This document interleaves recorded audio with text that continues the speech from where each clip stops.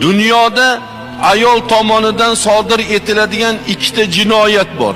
Uni kechirib bo'lmaydi. Birinchisi, erni topganini tashmalab otasini, onasiga yo aka ukasiga tashmalab talon-taroj qiladigan ayol ogohlantiriladi. Bu ishga oqibati yomon ekanligini tushuntiriladi. Er rozi bo'lmasa, buni javobini Allohning oldida huzurida javobini berishligini tushuntiriladi. Yana tushuntiriladi. Agar tushuntirilganda ham yana shu ishini qilaversa, qo'li egri bo'lsa, u insondan, u ayoldan voz kechiladi. Kechirib bo'lmaydi.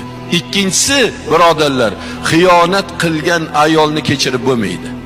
Agar xiyonati oshkor bo'lsa, isbotini topsa, tasdig'ini topsa 4 ta guvoh bilan u ayolni xatosini kechirib bo'lmaydi. Endi bolam uchun yashayman deb bo'lmaydi. Qaynatasini obro'li